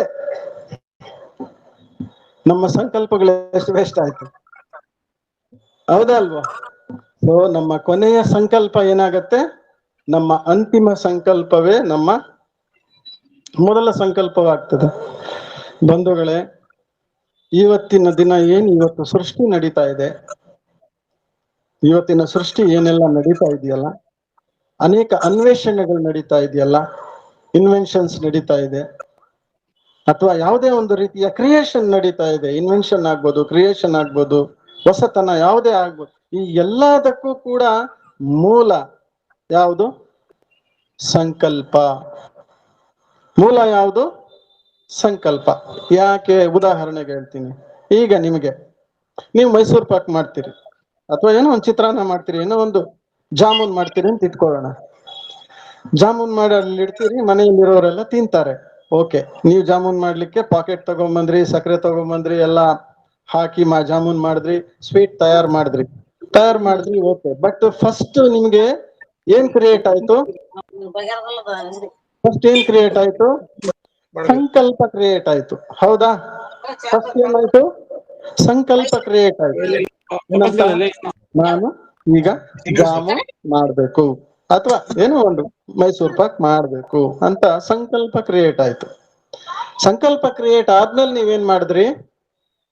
ಎಷ್ಟು ಮಾಡ್ಬೇಕು? ಎಷ್ಟು ಜನ ನನ್ನ ಮನೆಗೆ ಇವತ್ತು ಬರ್ತಾರೆ ಗೆಸ್ಟ್ಸು, ಅಥವಾ ನನ್ನ ಮನೆಯಲ್ಲಿ ಎಷ್ಟು ಜನ ಇದ್ದಾರೆ, ನಾನು ಎಷ್ಟು ಮಾಡ್ಬೇಕಾಗತ್ತೆ ಪ್ಲಾನ್ ಮಾಡಿದ್ರಿ. ಅದಾದ್ಮೇಲೆ ಏನಾಯ್ತು? ಅಂಗಡಿಗೆ ಹೋದ್ರಿ, ತಗೊಂಬಂದಿ ಮನೆಯಲ್ಲಿ ಏನ್ ಮಾಡಿದ್ರಿ? ಜಾಮೂನ್ ಮಾಡಿದ್ರಿ.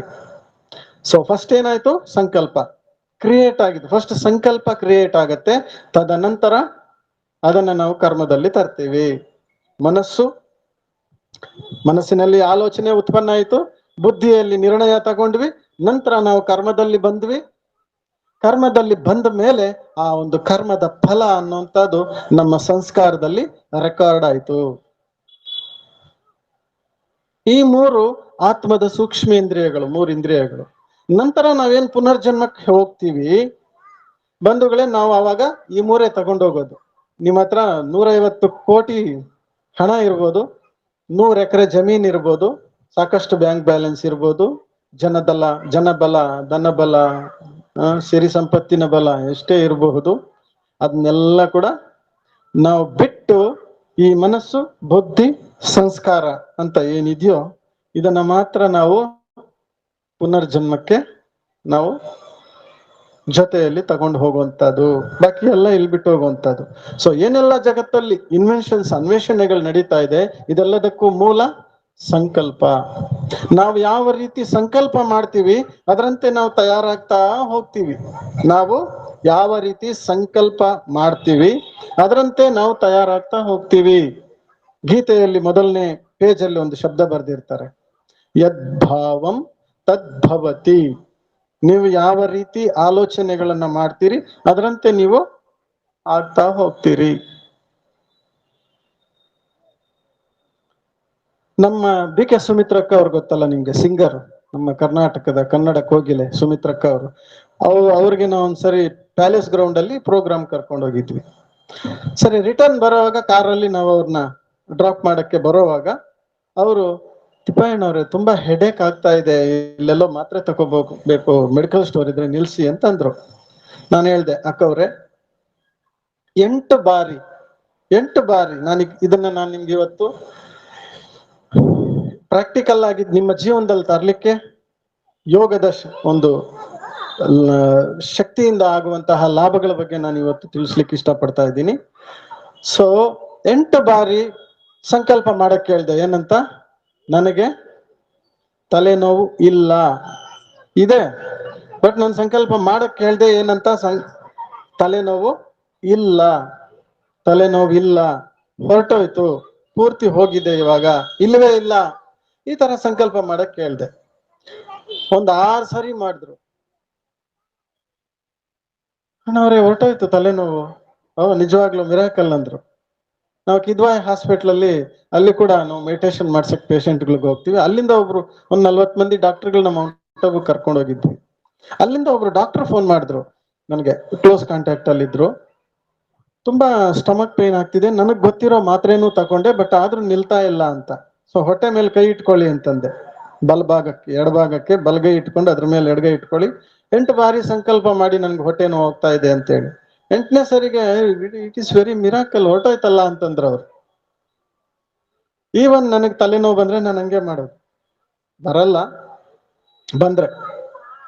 ಈ ತರ ಅನೇಕ ಸಮಸ್ಯೆಗಳನ್ನ ನಾವು ನಮ್ಮ ಸಂಕಲ್ಪ ಶಕ್ತಿಯಿಂದ ಕೂಡ ಹೋಗ್ಲಾಡಿಸ್ಕೋಬಹುದು. ನಿಮ್ಮ ಜೀವನದಲ್ಲಿ ತಾವು ಅದನ್ನ ಅನುಭವ ಮಾಡಬಹುದು. ಕೇವಲ ಏನ್ ಮಾಡ್ಬೇಕು ತಾವು ಏನ್ ಮಾಡ್ಬೇಕು? ಶಕ್ತಿಶಾಲಿ ಸಂಕಲ್ಪವನ್ನ, ಸಕಾರಾತ್ಮಕ ಸಂಕಲ್ಪವನ್ನ, ಅದು ಕೂಡ ವಿಶ್ವಾಸ ಭರಿತವಾಗಿ ದೃಢ ಚಿತ್ತದಿಂದ, ದೃಢತೆಯಿಂದ ಮಾಡ್ಬೇಕು. ನಾವು ಯಾವ ಸಂಕಲ್ಪ ಮಾಡ್ತೀವೋ ಅದನ್ನ ಯಾವ್ದ್ರಿಂದ ಮಾಡ್ಬೇಕು?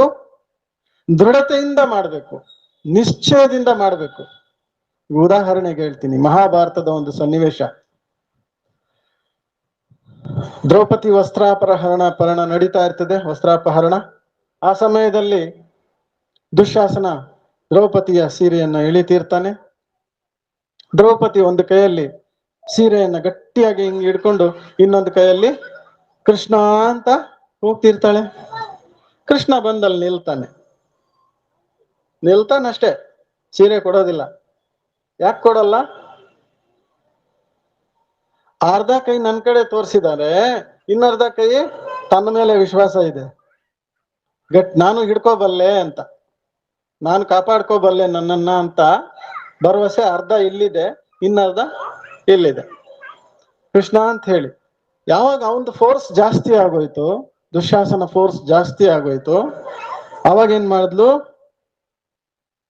ಆಗೋದಿಲ್ಲ, ಹಿಡ್ಕೊಳಕ್ ಆಗ್ಲಿಲ್ಲ. ಯಾಕಂದ್ರೆ ಅವನ್ ಫೋರ್ಸ್ ಜಾಸ್ತಿ ಆಗೋಯ್ತು, ಹಿಡ್ಕೊಳಕ್ ಆಗ್ಲಿಲ್ಲ, ಶಕ್ತಿ ಸಾಲಿಲ್ಲ.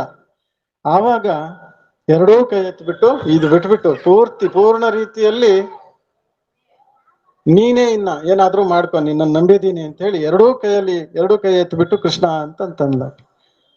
ಆಗ ಸೀರೆ ಕೊಟ್ಟೆ. ಹೌದಾ? ಯಾವುದೇ ಸಂಕಲ್ಪವನ್ನ ಅದು ಫಲಿಸಬೇಕಂದ್ರೆ, ನಮ್ಗೆ ರಿಸಲ್ಟ್ ಬರ್ಬೇಕಂತಂದ್ರೆ, ನಾವು ಅದನ್ನ ದೃಢಚಿತ್ತವಾಗಿ ನಾವು ಅದನ್ನ ಮಾಡ್ಬೇಕಾಗತ್ತೆ. ಆವಾಗ ನಮ್ಗೆ ಅದು ರಿಸಲ್ಟ್ ಕೊಡುತ್ತೆ. ಈಗ ಯಾರಿಗಾದ್ರೂ ಏನೋ ಒಂದು, ಪಕ್ಕದಲ್ಲಿರೋರ್ಗೆ ಏನೋ ಒಂದು ತೊಂದರೆ ಆಗ್ತಾ ಇದೆ ಅಂತ ಇಟ್ಕೊಳ್ಳಿ, ಸುಮ್ನೆ ಏನೋ ಒಂದು ಇದ್ ಮಾಡ್ಬಿಟ್ಟು, ಇದು ತುಂಬಾ ಪವರ್ಫುಲ್, ಇದು ತಗೊಂಡ್ರೆ 100% ವಾಸಿ ಆಗತ್ತೆ ಅಂತ ನೀವ್ ಹೇಳಿ, ಯಾವುದೋ ಒಂದು ಎಲೆದು ಸುಮ್ನೆ ಹಿಂಗ್ ಅಂದ್ಬಿಟ್ಟು, ಹೌದಾ 100% ವಾಸಿ ಆಗತ್ತಾ? ಹೌದು ವಾಸಿ ಆಗತ್ತೆ. ನೋಡಿ, ಬೇಕಾದ್ರೆ ಅವ್ರು ಅದನ್ನ 100% ನಂಬಿ ಅದನ್ನ ಅವ್ರು ತಗೊಂಡಿದ್ದೆ ಆದ್ರೆ ಆಗ್ಬಿಡತ್ತೆ. ಅದಾಗಿದ್ದು ಆ ಸೊಪ್ಪಿನ ರಸದಿಂದ ಅಲ್ಲ, ಇವರ ವಿಶ್ವಾಸದಿಂದ. ಅನೇಕ ರೀತಿಯ ಅನ್ವೇಷಣೆಗಳಿರಬಹುದು, ಸಾಕಷ್ಟು ಏನೆಲ್ಲ ಇವತ್ತಿನ ದಿವಸ. ಒಬ್ಬ ವಿಜ್ಞಾನಿನೇ ತಗೊಳ್ಳಿ, ಒಬ್ಬ ಜ್ಞಾನ ಮತ್ತು ವಿಜ್ಞಾನ ಅಂತ ಹೇಳ್ತೀವಿ. ಒಂದು ಯಂತ್ರವನ್ನ ತಯಾರು ಮಾಡೋದು ಹೇಗೆ ಅಂತ ಹೇಳ್ಬಿಟ್ಟು ಪುಸ್ತಕದಲ್ಲಿರುತ್ತೆ. ಅವನು ಹೇಗ್ ತಯಾರು ಮಾಡೋದು ಯಂತ್ರವನ್ನ ಅಂತ ಓದ್ತಾನೆ, ಹೌದಾ? ಓದಿದ ಮಾತ್ರಕ್ಕೆ ಅವನೇನಾಗಲ್ಲ, ವಿಜ್ಞಾನಿ ಆಗಲ್ಲ.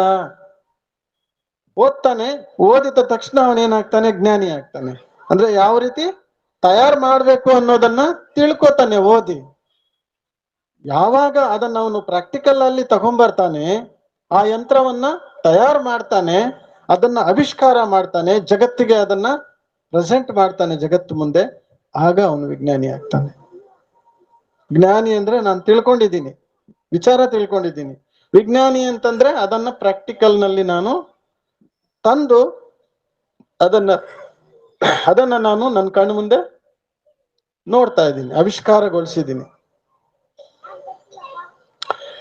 ಹಾಗಾಗಿ ಬಂಧುಗಳೇ, ಎಷ್ಟು ಸಾಧ್ಯನೋ ಅಷ್ಟಷ್ಟು ನಮ್ಮ ಸಂಕಲ್ಪ ಶಕ್ತಿಯ ಕಡೆ ನಾವು ಎಷ್ಟೆಷ್ಟು ಗಮನ ಕೊಡ್ತೀವಿ, ನಮ್ಮ ಮನಸ್ಸಿನಲ್ಲಿ ಎಷ್ಟು ಸಂಕಲ್ಪಗಳು ಬರ್ತಾ ಇದೆ ಇವತ್ತು, ಅದು ಹೇಗ್ ಬರ್ತಾ ಇದೆ, ಯಾವ ತರ ಬರ್ತಾ ಇದೆ ಚಿಂತನೆ ಮಾಡ್ತೀವಿ, ಅಷ್ಟಷ್ಟು ನಮ್ಮಲ್ಲಿ ಮಾನಸಿಕವಾಗಿ ಸುಧಾರಣೆಯನ್ನು ನಾವು ಕಂಡು ಬರ್ತಾ ಹೋಗ್ತೀವಿ.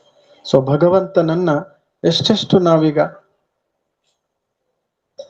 ಹತ್ರ ತಗೊಳ್ತೀವಿ. ಯಾಕೆಂದ್ರೆ ಸಮಯ ಅನ್ನುವಂಥದ್ದು ಬಹಳ ಫಾಸ್ಟ್ ಆಗಿ ಓಡ್ತಾ ಇದೆ. ವಿನಾಶಕಾಲೆ ವಿಪರೀತ ಬುದ್ಧಿ ಅಂತ ಹೇಳಿ ಮಾನವರ ಬುದ್ಧಿ ಕೂಡ ವಿಪರೀತವಾಗ್ತಾ ಹೋಗ್ತಾ ಇದೆ. ವಿನಾಶಕಾಲೆ ವಿಪರೀತ ಬುದ್ಧಿ ವಿನಾಶಕಾಲೆ ವಿಪರೀತ ಬುದ್ಧಿ ವಿನಶ್ಯಂತಿ, ವಿನಾಶಕಾಲೆ ಪರಮಾತ್ಮನ ಪ್ರತಿ ಪ್ರೀತಿ ಬುದ್ಧಿ ವಿಜಯಂತಿ.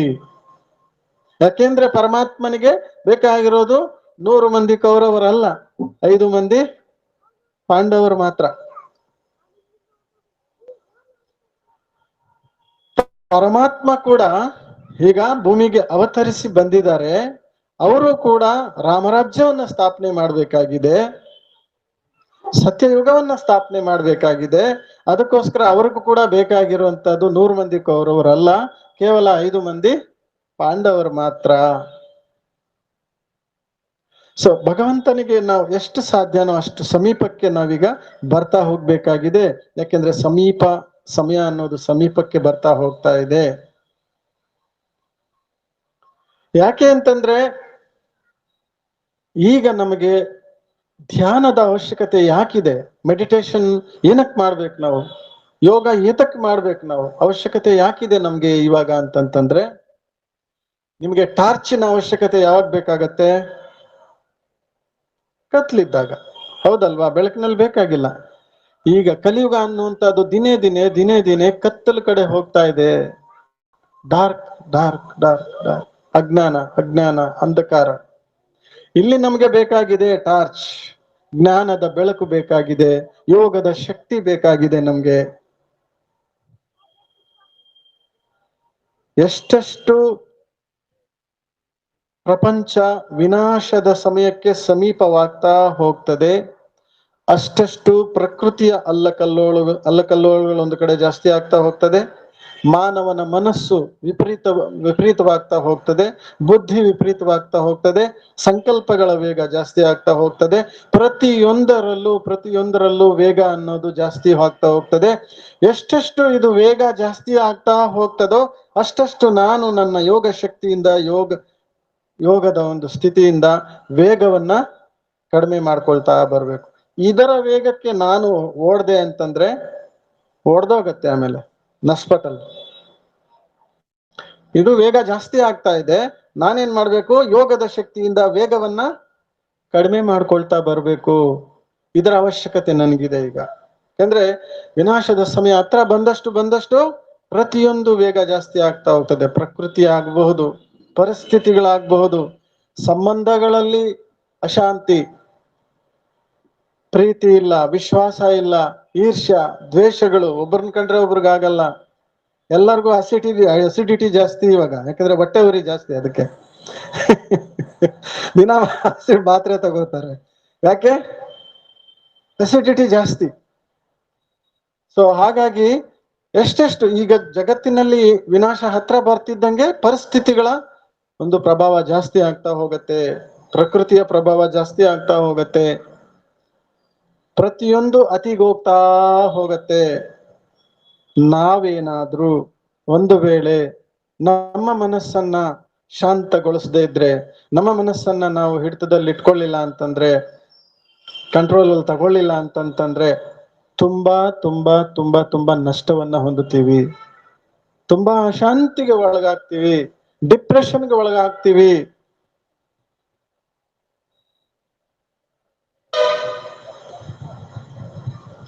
ಸೊ ನಾನು ಅಶಾಂತಿಗೆ ಹೋಗ್ಬಾರ್ದು, ಡಿಪ್ರೆಷನ್ಗೆ ಹೋಗ್ಬಾರ್ದು ಅಂತಂತಂದ್ರೆ ಏನ್ ಮಾಡ್ಬೇಕು? ನಾನು ಯೋಗದಿಂದ ಈ ವೇಗವನ್ನ ಕಡಿಮೆ ಮಾಡಿಕೊಳ್ಳುವಂತಹ ಅಭ್ಯಾಸವನ್ನ ಮಾಡಬೇಕು.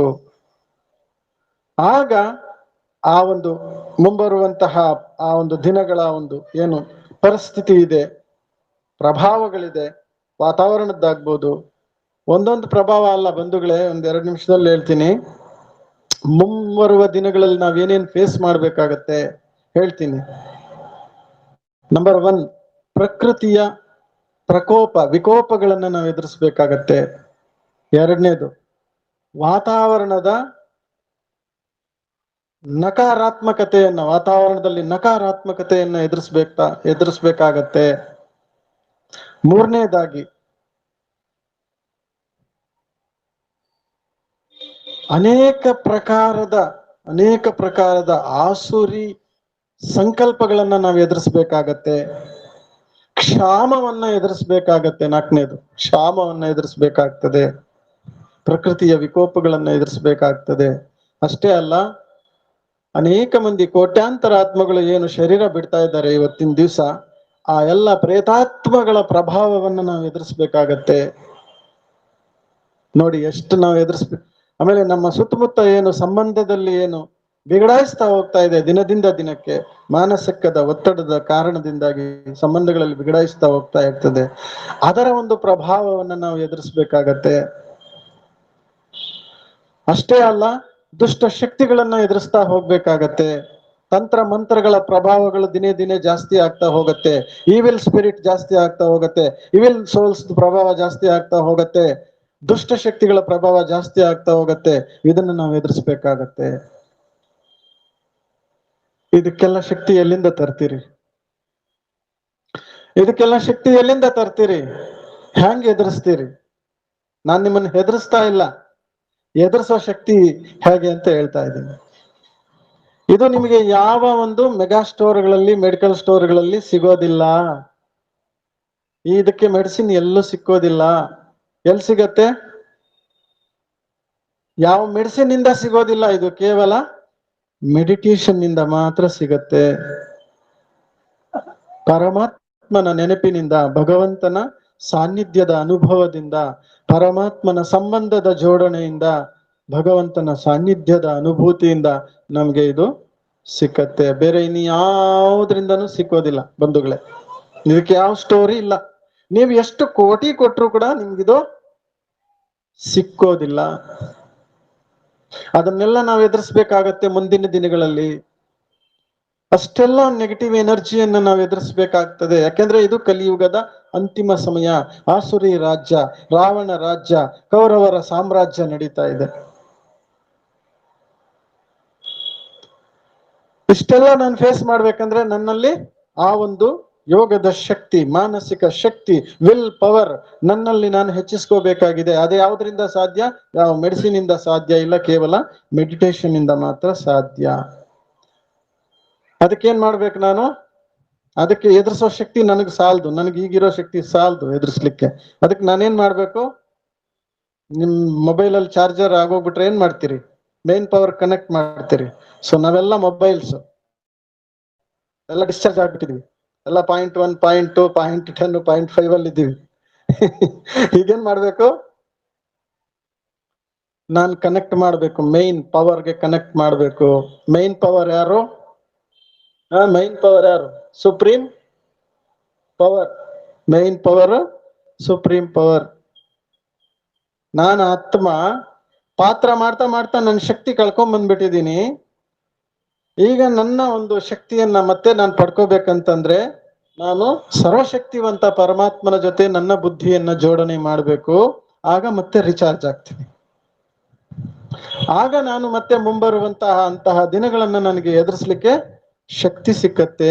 ಅದರ್ವೈಸ್ ಆಗೋದಿಲ್ಲ. ಬಹಳ ನಾವು ನೋವು ತಿನ್ಬೇಕಾಗತ್ತೆ, ದುಃಖಿಸ್ಬೇಕಾಗತ್ತೆ, ಎದುರ್ಸಕ್ ಆಗೋದಿಲ್ಲ, ಶಕ್ತಿಹೀನರಾಗ್ಬಿಡ್ತೀವಿ.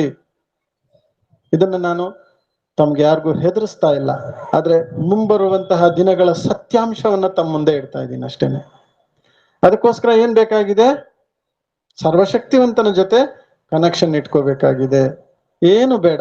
ರಾತ್ರಿ ಮಲ್ಗೋವಾಗ ಚಿಕ್ಕ ಮಕ್ಳು ಏನ್ ಮಾಡ್ತಾರೆ? ಅಮ್ಮ ಹಿಂಗ ಅಲ್ಲೋಗಿದ್ದೆ ಇಲ್ಲೋಗಿದ್ದೆ ಹಿಂಗ್ ಮಾಡ್ದೆ ಅಂತ ತಂದೆ ತಾಯಿಗೆ ಒಪ್ಪಿಸ್ತವೆ ತಾನೆ ಮಕ್ಕಳು.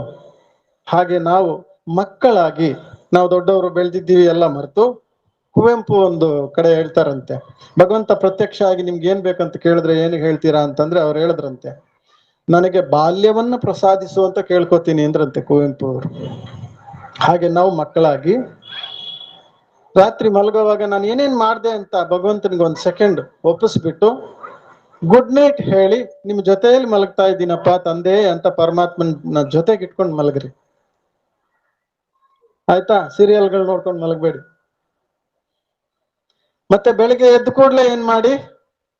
ಎದ್ದು ಕೂಡ್ಲೆ ಗುಡ್ ಮಾರ್ನಿಂಗ್ ಅಪ್ಪ ತಂದೆ ಪರಮಾತ್ಮ, ಗುಡ್ ಮಾರ್ನಿಂಗ್.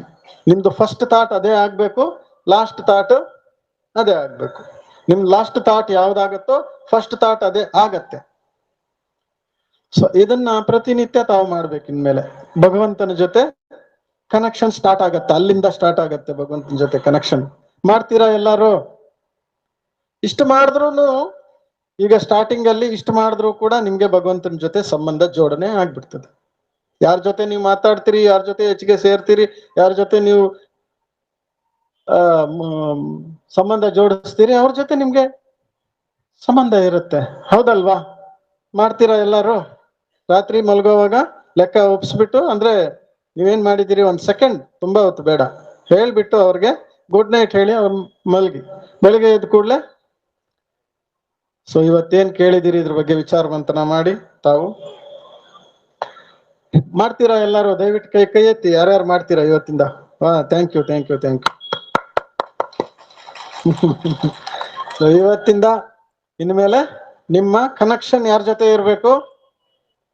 ನಿಮ್ಮ ಕನೆಕ್ಷನ್ ಯಾರ ಜೊತೆ ಇರಬೇಕು? ಪರಮಾತ್ಮನ ಜೊತೆ ಇರಬೇಕು. ಆಗ ಎಲ್ಲ ಕರೆಕ್ಷನ್ಸ್ ಆಗ್ತದೆ. ನಿಮ್ ಕನೆಕ್ಷನ್ ಕರೆಕ್ಟ್ ಆಗಿದ್ರೆ ಕರೆಕ್ಷನ್ ಆಗ್ತಾ ಹೋಗತ್ತೆ.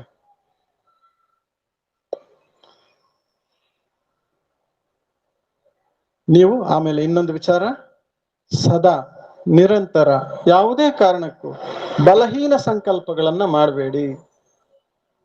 ಶಕ್ತಿಶಾಲಿ ಸಂಕಲ್ಪಗಳನ್ನೇ ಮಾಡಿ, ಸಕಾರಾತ್ಮಕ ಸಂಕಲ್ಪಗಳನ್ನೇ ಮಾಡಿ, ಮಹಾನ್ ಸಂಕಲ್ಪಗಳನ್ನೇ ಮಾಡಿ. ಈಗ ಒಂದು ನಿಮಿಷ ಸಂಕಲ್ಪ ನಿರಂತರ ಮಾಡಿ, ಅದ್ರ ಪ್ರಭಾವ ಯಾವ ರೀತಿ ಆಗತ್ತೆ ಅನ್ನೋದನ್ನ ಚೆಕ್ ಮಾಡಿ. ಮಾಡೋಣವಾ? ಎಲ್ಲ ಮರ್ತು ಬಿಡಿ. ಮನಸ್ಸು ಬುದ್ಧಿಯನ್ನ ಭ್ರೂ ಮಧ್ಯದಲ್ಲಿ ಏಕಾಗ್ರ ಮಾಡಿ ಜಸ್ಟ್ ಒಂದು 8 ಸಾರಿ ಸಂಕಲ್ಪ ಮಾಡಿ. ಏನಂದ್ರೆ, ನಾನು ಶಕ್ತಿ ಸ್ವರೂಪಾತ್ಮ, ಸರ್ವಶಕ್ತಿವಂತ ಪರಮಾತ್ಮನ ಸಂತಾನ,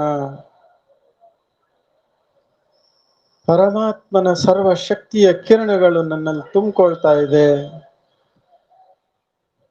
ನಾನು ಶಕ್ತಿಶಾಲಿ ಆಗ್ತಾ ಇದ್ದೀನಿ.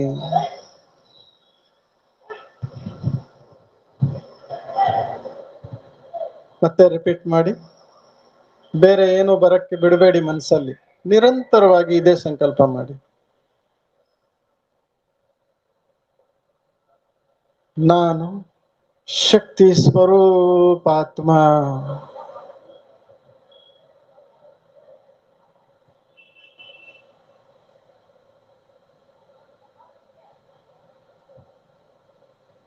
ಸರ್ವಶಕ್ತಿವಂತನ ಸಂತಾನ,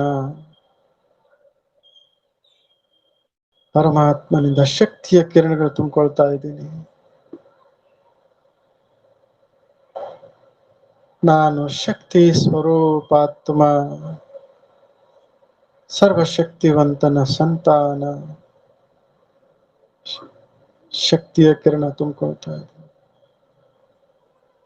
ನಾನು ಶಕ್ತಿ ಸ್ವರೂಪಾತ್ಮ, ಸರ್ವಶಕ್ತಿವಂತನ ಸಂತಾನ, ನಾನು ಶಕ್ತಿ ಸ್ವರೂಪಾತ್ಮ, ಸರ್ವಶಕ್ತಿವಂತ ಪರಮಾತ್ಮನ ಸಂತಾನ, ನಾನು ಶಕ್ತಿ ಸ್ವರೂಪಾತ್ಮ, ಸರ್ವಶಕ್ತಿವಂತನ ಸಂತಾನ, ಶಕ್ತಿ ಸ್ವರೂಪಾತ್ಮ, ಸರ್ವಶಕ್ತಿವಂತನ ಸಂತಾನ, ಶಕ್ತಿ ಸ್ವರೂಪಾತ್ಮ, ಸರ್ವಶಕ್ತಿವಂತನ ಸಂತಾನ.